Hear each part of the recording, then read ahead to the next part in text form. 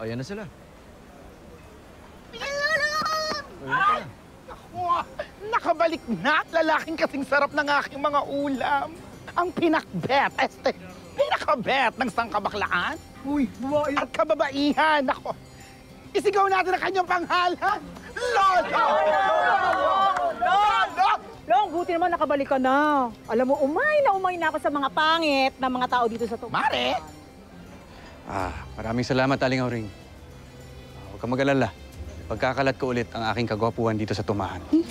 Gokyo, hindi ka yung sinasabi ko, si Lolong. Ano ba? Lolong ba sabi mo? Yes. Hindi. Pagkarinig. Jalay. Salamat naman, nakabalik ka na. Okay ka lang? Okay lang, ma'am. Grabe kuya, di kami makatulog sa pag-alala sa'yo. Atubaw ka na ba dahil nakapunta ka na sa Isla Pangil? Ano ba? Hindi ganun doon. Hindi ganun yun. Halika, hindi ko wala kayo. Ate! Ate! Long! Chang. Ay, nakita mo naman ha. Talagang nag-antay kami sa pagbabalik mo. Itong buong barangay. Nag-alala kaming lahat nung nalaman namin yung nangyari sa'yo. Maraming salamat, Chang. Halika na, Jezebel. Magpasalamat tayo sa loob. Tayo na, Isabel. Isabel, layo na rin kita. Akin naman, pasok pa ng pasok. Wow, ganda. Ganda mo. Lolo, okay ka lang? Maayos man ho yung kalagayan ko ngayon. Okay, alam kong ina-enjoy mo yung reunion niyo, pero kailangan ka namin sa presinto para mag-report tungkol sa nangyari sa'yo. Alam ko malayo yung biyahe mo galing Isla Pangil, pero kailangan namin yung report na yan.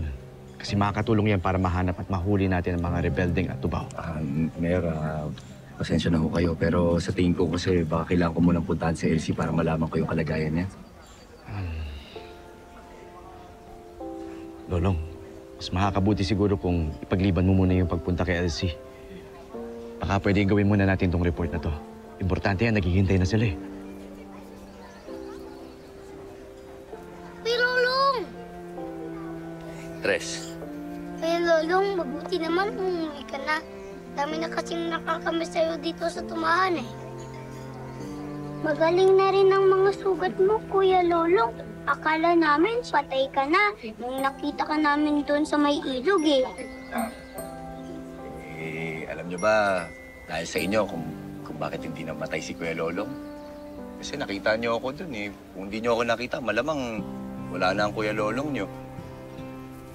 Salamat ha.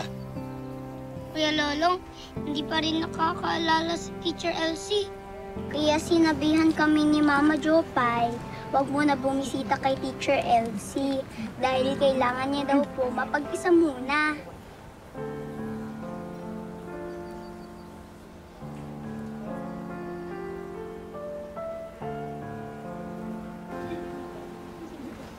Ayos lang naman ako, Chang. Kaya lang syempre, nakakalungkot lang ho na gusto kong makita sana si Elsie, pero hindi naman ho pwede.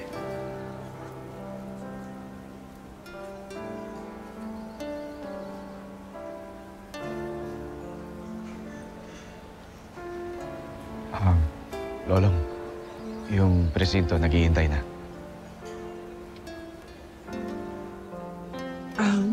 Sasama ako sa'yo sa presinto. Salamat ho, Chang. Huwag mo sanang isipin, ikaw ay aking lilisanin. Di ko magagawang lumayo sa iyong piling. At nais kong malaman mo kung gaano kita kamahal.